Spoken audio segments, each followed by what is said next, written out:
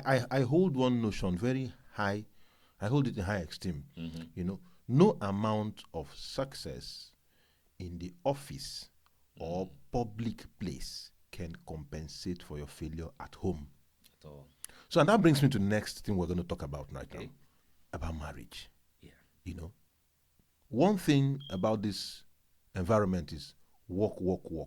Yeah, you have been able to dissect work-life balance and all that, you know, and the culture shock and all that. Yeah. If you can't manage them well, there is this, I don't know if it is a misconception or conception, Okay. but I know there's a exception inside of it. Something is there. Inside of it, yeah. Conception. Exactly. You know that marriages are always crumbling here. I think always is quite general. Is a very generalistic. Yes, marriages crumble, and I have friends that have experienced it as well. But you know, sometimes it comes down to, and I'm talking from those that are coming from Nigeria. I don't know what it's like for other cultures. Yeah. Right? Okay. Yeah. The notion of marriage in Nigeria is the man is the head of the house, is the provider, is the everything, and the woman is the caretaker of the house. And so what tends to happen is, because the man is the provider of the house and all that, you will provide and also get someone to help. You have housemaids or helpers to help you in the house. If things get too tough, your parents or your in-laws are there, you carry the children there, right? People are always freely supporting you in Nigeria. Now, you now fly and come down to this country, cross the river, bagger down. And I say everything don't change. Women have power here. Children have power here. Men have the women and the children here. Yeah. So you now come here and you don't unlearn those ways. Unlearning. You have to unlearn those ways because they don't work here. Yeah. They still come here and say, I'm the man of the house. You leave the woman to do everything. There's no housemaid or helper here. Yeah. If you're lucky, you might have, siblings around or friends around. That's once in a while. Because they'll be busy too now. They'll be busy. Yeah, exactly. They'll help you. Yeah. Otherwise, you pay for childcare, child support, child everything. Yeah, and the irony of it is that if you want to bring in a house help, as we call it over there, you'll be shocked that even that you're going to earn money, you will pay exactly what you're earning to that person. So what's the need now? So what's the point? You'll be working for your house. So when that notion, is you don't unlearn that and you come here and you still do that, and there's no support system. It's just a matter of time. Women are human beings too now. They have emotions. They feel pain. They go. It's just a matter of time before the weight of the world is on their shoulders. It might start with, I hope there are no children listening. It might start with, Auntie, what's up tonight now? Please leave me. Why? What's going on? I've gone out and I've worked. And then that's why me too, I've gone out and I've worked. Yeah, but I make more money. Okay, I'm the one that cooked today. Exactly. I'm the one that washed the clothes today. I'm the one that did the homework for the children today. I'm the one that did this today. I'm the one that did that. At the weekend, you went out with your friends. You went to drink. I'm the one that did that. Exactly. And gradually, those things start to creep. They start to creep up. And you'll find that maybe they just talk to a friend and say, man, I'm even tired. My husband, he doesn't come back on time. Yeah. And that one, maybe that friend is a sharp person. What? Divorce him. If he's not, what's the benefits to you? Yeah. The government will support you. They'll start, kissing putting those things information and putting it into their ears. And before you know what's happening, that might seem like a better option. It might not be what they want to do, but it might seem like a better option because you, the husband, you're no longer adding value. Because how much are you making? Think about it. Even if you are earning 70K, maybe what will enter your pocket at the end of the month, like 5K, 6K. Yeah, because you have to be responsible to the government. They go collect their own. Collect their own now. Then when the government finish, say you are still man of the house now, you are paying rent. Or maybe you have mortgage. You pay anything between 1,000 to 2,005. Where's your 5K? Other bills still there. Other bills still there. So it doesn't even worth it to say, I'm the man. Oh, yeah. Because sometimes some men want to you tend kill to yourself you now. kill yourself. It's only God that is El Shaddai. Exactly. If you as a man try to do like you will be die. I Shaddai. You shall die. innit? So the reality is, when you come here, just think, okay, fine. How do I work with my partner, put things together to grow this family? Yeah. Right. And also, don't forget, it's important. See, kids will grow up and leave the house, and then you'll now be left with your, what would I call it? Your because your wife or your husband, if you spent 90% of your time working hard, and then everything, kids, work hard, kids, and you don't do a me time, both of you will just be like people that are living in the house together. You probably won't even discover who you are, because you've not created that small opportunity. And it's very important because there's a particular age, unlike in Nigeria, the children can stay in your house till 40 years. But here, there's a particular age, they are adults. They are adults. They can vote, and they can be voted for. They can have house. They can just move. Before you know it, if you have not built that bond and relationship with your wife, that time, only 12 now. Only 12 now, and then you'll be looking at yourself like strangers. And that's when you start wondering. And if God don't bless you on that time, maybe you don't hammer well at that point in time, and two of you are like strangers. Before you know what's happening, you go out now, you see one nice young you don't move with that. You don't move, and the woman, I say, okay, you've moved now. As you are moving, let me help you move all your things. But before you move your things, I want half of it.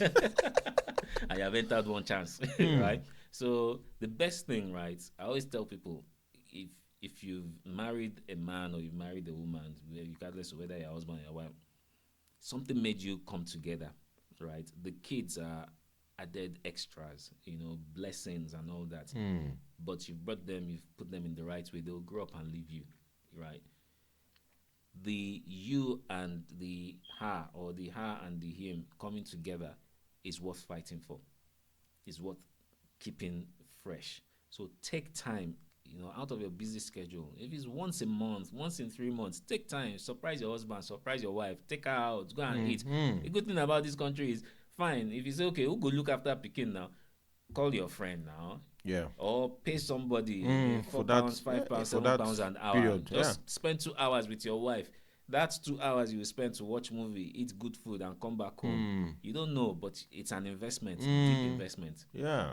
And you have to just keep doing it, like that, because a little drop of water makes a mighty but if you drop only one drop, you go dry. You go dry. You don't see anything there. So you need to, consistently. Yeah. And that's the thing. Yeah. So Toyin, yes, you have really been giving us a whole lot of insight that Duanuk really needs. Like I said, Duanuk is the diary of a Nigerian in the UK. Correct. Yes. And one good thing about this thing is that there are families or people that are here have families all over the world. Nigerians that are here have families all over in UK, in US, in Canada, in Nigeria, and so on and so forth. So the reach is actually wide. People can draw inspiration from here and get some decision points from here. Yeah. Now, one of the things that I know that people, Nigerians, not just Nigerians anyway, Asians, a lot of people, of course, we all know that the UK is a friendly environment in terms of bringing a lot of people. Yes. Now, there is this immigration, whatever that's going on by Kemi. She, of course, wants to extend the number of years and all that. Yeah. So, what is the impact on immigrants? Are they going to run away? Are they going to still stay and work it out? Can they be able to just throw up their own opinions? And what do you have to say about it? I think in terms of the immigrants. So number one, how did you find your way into the country? And mind you, Kemi is trying to be the next prime minister of the UK. Yeah. So until when they go through the next election, before we know if she's going to make it or not, right? But she's saying the things that the people want to hear. Hopefully, the people want to hear. But for those that are here, right? If you've been in the country through legal means, I don't think there's anything for you to worry about. It might mean that you are going to stay longer before you finally become a citizen, right? But it's those that are here through means that are through the wrong channel. They've come in through the legal ways. or they've overstayed their welcome, they are the ones that might have something to worry about. And even in the current, with the current party, right, they're also doing something about illegal immigration. They're cracking down on illegal immigration. And that's because the country has only so many resources available, right? UK is a tiny island, and the number of people coming into UK increases every day. And so it's a case of, do we want to stop people from coming in? No. But we want the right kind of people to come in. I think Kemi mentioned something about making sure that those that are coming in are people that have the right qualification, the right experience, there's nothing new. That has always been the case. And that's why if you look at different types of visas, they rely on you being a certain kind of person, right? They rely on you, either you're coming in with some skill sets that they have in short supply, or you're coming with experience that is in high demand, but they don't have enough people to fill it, or you're coming with some knowledge that is going to transform the way the country runs, make the country better, So they're looking for those kind of people. But the thing you need to be aware of at the same time is you can have all those good qualifications, but if you have a criminal record, you're not going anywhere.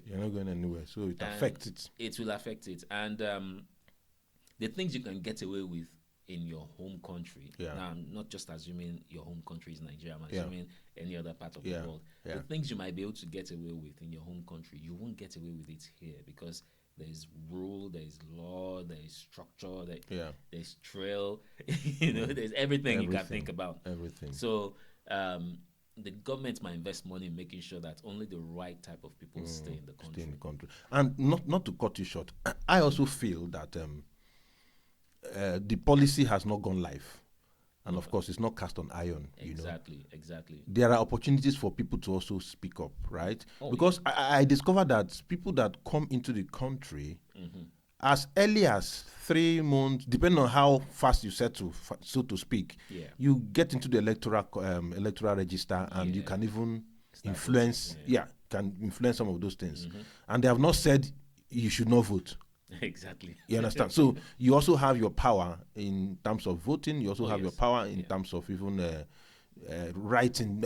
So long as you're not insulting anybody, there are various what they call this thing that they send across for people to sign and things like that. Petition things like that. So people can also let's reason together. And the thing is, once you sign all those petitions, right, especially against some of the things Kemi might have said, that has to do with immigration. If they get I think it's 100,000 people. If 100,000 people, 100,000 gets to the government. Then it goes to the government. It goes to them. If it's over that, then it has to be debated. Yes. But mind you, Kemi is not yet in power. Those are part of the policies that they're looking to implement. So there's still an opportunity for them to change it. She's the leader of the party, so she's in position to become the next prime minister. She could be the next prime minister of the UK. But even if and when she becomes the next prime minister of UK, it doesn't mean that all the policies that she's looking to implement, they will be implementable, because obviously they have to defend it, they have to take it to parliament, they have to discuss it, they have to hear what the people are saying about it, and all those things might mean they have to tweak things a bit, they have to drop some things, and then they have to move forward with some things. And if you see, UK, we need a lot of highly skilled people in the UK right now, right? So even though it seems like the population is high, in terms of the NHS, for example, we still don't have enough highly qualified nurses and doctors to support the NHS, right? A whole lot of gaps. And so they need the right people with the right skills and the right experience to come in to help, right? So even if you are going to do this whole big thing on immigration, there will still be an opening for the right kind of people to come in. It also means that people that are here should not just remain static in terms of knowledge, in terms of tech and all that. Like I to digress a bit, AI and tech. So people are very much afraid of it because it will come and take away our jobs and all that. But that means you can upgrade yourself and be in that system or in that circle whereby you are highly needed. And the government spends time as well to educate people, to train people. They invest in people, to help them get that level of skill. So if you are here in this country, right, and you think, oh, I want to be a nurse, I want to be a doctor, I want to Yeah. be a carer, I want to be a CEO, whatever it is you want Yeah. to do, right? The government has schemes that will train people to be able to do all those things. But it's not always about what the government can do for you, right? Like I said during our conversation earlier, I've spent a lot of money on training. And there are more people out there. You don't need to spend the kind of money I've spent on trainings because I train for certain things. Yeah.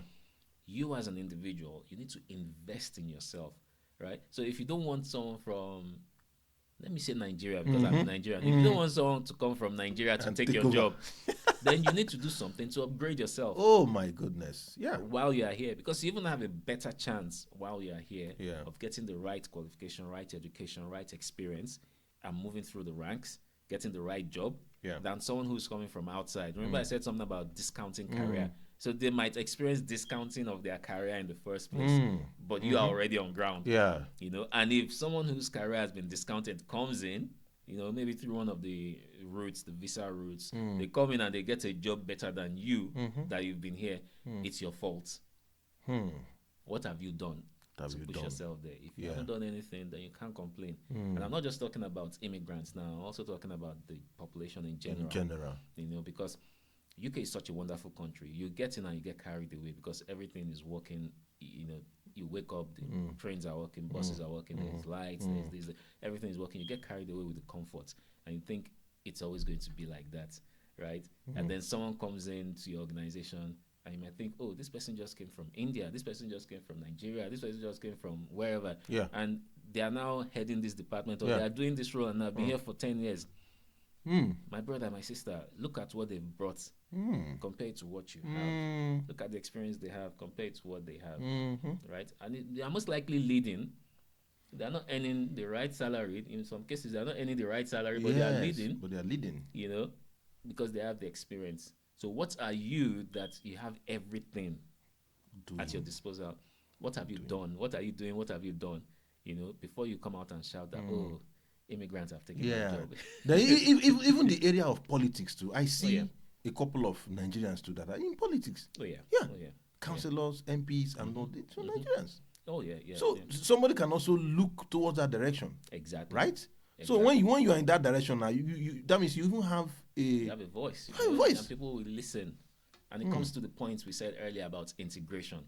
How have you integrated into the system? You know, when you become a citizen, one of the things that they'll write on the certificate that they'll give you is that you need to be able to now integrate with the society, right? So what have you done about it? Have you gone to the communities? Have you helped? Have you gone to your church or to your mosque or to your temple or wherever it is that you're going? What have you done there? How have you helped them? How have you allowed people to know who you are and what you're trying to do?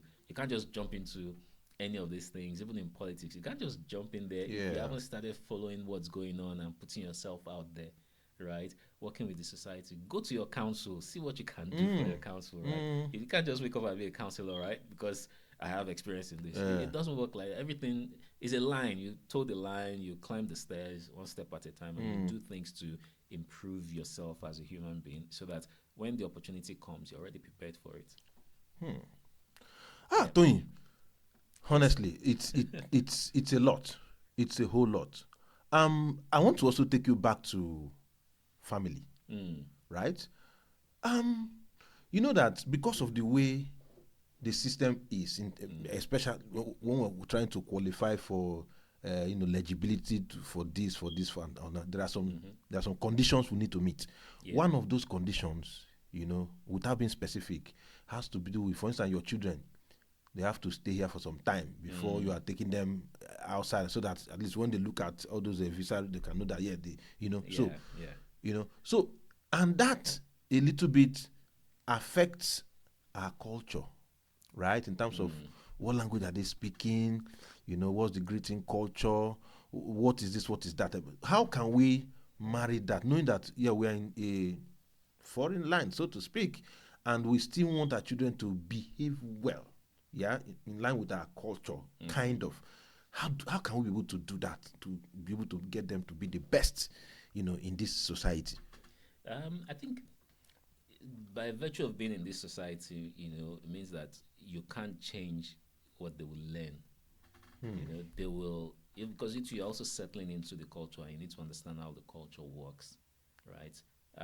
But that doesn't take away your responsibility as parents, right? Your responsibility to your kids, that you need to let them understand where they're coming from. You need to let them understand that these are how we do things. Where we're coming from. There's nothing wrong with, imbibing new culture, bringing new culture on board. It's just that you don't want them to forget about where they're coming from, right? And even if you teach them enough, right, they become second generation citizens, right? They will now create the third generation citizen. It's what they've learned from you. Culture is generational. It passes down from generation to generation. So if that is not well managed, you are losing them. You lose them, yes. So the job really is yours as parents to ensure that they learn about the culture. And then there are communities here. We have the Igbo community, the Yoruba communities. The Very important. All those associations and all that, Exactly. So take them there. Let them, sort of encourage them to go there. Take them there. Don't make it seem like a chore, because then they'll start, gradually saying, this is too stressful, Jerry. Why is that forcing me to do this? Yeah. But let them see it as something that is exciting, something they want to learn, right? And I think one of the key things you tend to have is, if you and your spouse speak the same language, they will know your language very, very well. Maybe not speak it well enough, but they will know it well enough to understand what's going on, right? And language is part of the fabrics of culture. So if they have that, then they have some elements of the culture. If they see how you do things in the house, they see how you do things in the community, how the community you go to, how they do things, they will learn from there through observation as well, right? When I was growing up, I'll give you an example. When I was growing up, my dad is Yoruba, my mom is Delta, but I learned to speak Yoruba because we grew up in Lagos. Now, my dad did not allow us to speak Yoruba in the house. He wanted us to speak English. Okay. And the reason why I was doing that is because you will always hear Yoruba. You will be in school, they are speaking Yoruba. You come to the gathering, family gathering, they are speaking Yoruba. So by hook or by crook, you will know Yoruba. But if you don't have the foundation of learning how to speak English, then you will lose it, or you won't be able to speak it properly. Now, if you flip that on its head and say, okay, I'm in a different country, they will learn the language, because they are kids pick up language, right? They will learn the language of the country, they will learn the culture of the country, because they live there, and they will integrate faster. I don't want you to speak the language of that country in my house. You only speak your local language. Or you can speak the language of that country, but I want us to engage or interact with our local language. So that way, they will not forget the language. Or if they've not learnt it before, maybe you and your wife gave birth to them here. Without a doubt, English should be their first language, right? But what you will notice, with the Indians, the Asians, they speak their language in their house. So every child that is born from there, they'll speak English properly. They will have the British accent, but they will speak their language very, very well, because that's what they speak in the house. And so it's the same thing. Teach them the culture, keep the culture growing, because the culture of the country they find themselves, they will learn that culture and become one with that culture. So the job to keep your culture is to continuously teach them, speak the language, take them to where people of their kind are.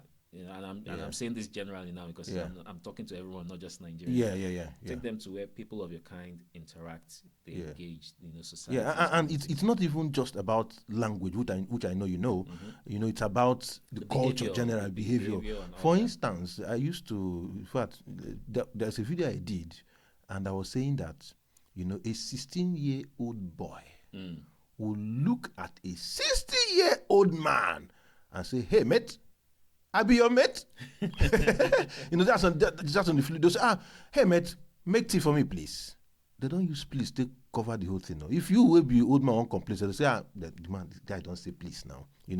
What I'm just trying to bring out from there is the fact that, like, there was a day my children will enter into an Uber and they greeted, "Good afternoon." The Uber man was surprised. Children, they still greet. So it goes all through, just like you said, language. You teach them, you try to teach them, whatever you want them to, you can create that pathway and they will follow. Culture, food, dressing, and all that. Just integrate so that they will be proper international people, right? Yeah. Have I made any justice? Yeah, you have, because what you're saying now reminds me of one of my first work here, where there was a young guy. I was talking to them. I was saying something, and there was the young guy there in the midst as well. It was a meeting, and the guy now said to me, everything you're saying doesn't make sense. It's complete nonsense. My God. He didn't mean it as an insult. Yes. He was saying it because he didn't understand what I was saying. But because I was still fresh to the culture, I didn't understand how a young person. So I said, what do you mean? That's very insulting. And everybody looked at me and said, is this guy okay? And I was thinking, but in my head I was thinking, what's going on? How can a small boy talk to me like that? But it's because here, respect is not demanded. You have to give respect, and you have to earn respect. And respect is not really a respecter of age, so to speak. It's a double-edged sword. You give it, you take it. Yes, it's like the double-edged sword between timidity, confidence. And exactly. you understand? Exactly. But we might be looking at it as respect, rude, and so on and so forth. So yeah. In fact, you've nailed it on the head, and that's why you'll find that a lot of grown-ups who come from Africa. I mean, let's use Nigerians. We are quite confident people. We are bold and confident. Yeah. But you'll find that a typical Nigerian will go into a meeting here in this country, a meeting at work, and they won't be able to say a word throughout the meeting because they'll be afraid. Will I say it right? Will it make sense? What will these people say? Should I even talk? These are grown-ups. These are my seniors talking. Meanwhile, those ones will be looking at you. Why is this person quiet? Yeah. Does he or she have no interest in what we're talking about? Does he or she have no understanding of what we're talking about? Why are they alienated? What's going on? They'll be wondering what's going on, because they expect that here everybody talks. You have to be confident. You have to be bold. Yes. And if you are trying to be respectful and you look down, you keep quiet, they might think you're either hiding something, you are timid. Exactly. They will say something isn't right about this person. So it's flipping of that culture on its head, right? Yes. And it's also about integrating, because when you're integrating, you have to understand what that culture looks like. It doesn't mean you should forget your own culture. Oh, yeah. Right? We like the please, we like the thank you, we like the respect. But at the same time, you don't want to do it to a point whereby you seem timid, or you seem unsure of yourself, or you seem like you are lacking in confidence. Fantastic. So that's, I think, blend it together. Fantastic. So Toyin, this your book, career. Yes. How do you relax? How do you relax? That is a very, very big question. So for me, right, I'm blessed with a gift, and my gift is I can sleep. I can sleep for 12 hours. If I have the opportunity. That's 12-hour shift. If I have the opportunity to, I can sleep for 12 hours. Also, there's almost never time to relax, right? So the times that I go on holiday, I get my proper sleep. I recharge and do all those things. But during my normal day, normal life, not on holiday, the only way I relax really is maybe in the night, or in the evening. Once I've spent time with the kids, which is very, very important, I spend my time with them. In fact, if I don't spend time with them, they will spend it with me. So once I've done my timing with the kids, I spend time with the wife. Maybe like 10, 11, we'll watch a movie together. I might say, okay, after watching the movie, I go and do some work, come back again, watch some. So I try to fit it in buckets of time. Wow. So it all makes up at the end of the day. There was a time where 3 o'clock, no matter what I'm doing, I'll shut down. 30 minutes, I'll close my eyes for 30 minutes. My phone, airplane mode, my computer shut down. That's it. So after that 30 minutes, I recharge. I can work for 12 hours straight. Obviously, fitting the time for the kids, time for the wife, and time for myself. But in all, I have to find that time, that bucket of time to relax. Otherwise, it's not going to happen. That's great. Because I have one mathematics I developed. It's a comedy mathematics, right? So I said stress plus stress is equal to distress. That is a solid. And I now said that if you now want to take the derivative of distress, you're coming down to different levels of stress. So that means that distress is the inability to cope or combat stress. So there are various things you've talked about one now. And there's one thing I drew up also from Obasanjo. Hey. During the man's 80th birthday, he went to play football. He was playing football. And he granted an interview. And he said that the secret to life is dreams. It looks like dream, but dreams, D-R-E-M-S. Okay. He said D is diet. He said R is rest. He said E is exercise. And he said M is medical attention. That's 100% accurate. I like that. Don't mind me. My own is just to listen. I like that. Yeah. So if I was going to carve up something like that for myself, I think sleep. Yeah. I always start with sleep. That's sleep fantastic. is important. Yeah. Downtime is important. Family time is important. Me time is important. Yeah. So I don't know if you do sleep, downtime, family time, meantime, you can't get dreams, but you get something. I like that. Yeah. Yeah. So which other aspects of you that you think the audience don't know about you that you want the audience to know about you? Let's see. I wrote a book a long time ago. I love books. Titled Wealth, Creating, Growing, and Sustaining It. Yes, I remember that. Remember that? I remember that book. Yeah, long ago in Nigeria. I donated almost everything to the Lagos state government so that they could put in all the public schools in Lagos, all the public primary schools in Lagos back then. Yeah, so I'm an author. That's something most people don't know about because I don't talk about it a lot. On the fun side, I used to do martial arts. Yeah, and I represented my university back then in Taekwondo. Wow. I was a bronze medalist in Taekwondo. I remember you said you went to command, right? Yeah. So most people don't know that I do martial arts, but I've stopped now. Okay. When you have 3 daughters, you don't need martial arts. Wow, yeah, great. So most people don't know that, but yes, I do that. And let me see, is there a third one? I'm trying to think of something I can talk about. No, let's keep it. No, it's okay. That means that you need to come back. That's the meaning. Yes, because I don't know the particular president in Nigeria one time that was saying. He said he was trying to contest. Someone said, "Did you leave anything in Nassau Rock that you're coming back to come and take?" This one, I'll leave this one. I'll be back for it. Yeah. So thank you so very much, Toyin. I am particularly blessed, and touched, and a lot of insights, a lot of hindsight, and so on and so forth. The business analyst, the coach, the techpreneur, the person that can help you be able to merge your business and repair and acquire your business, as the case may be, transformational. Yes, he's a great guy and he's a fantastic family man too. I enjoyed all those insights. Thank you so much for coming. Yeah. And be rest assured that on Duanuk, the Diary of a Nigerian in the UK, we appreciate your insights today to somebody listening there and who wants to be like you and need to understand how you went through it and the system did not swallow you. No.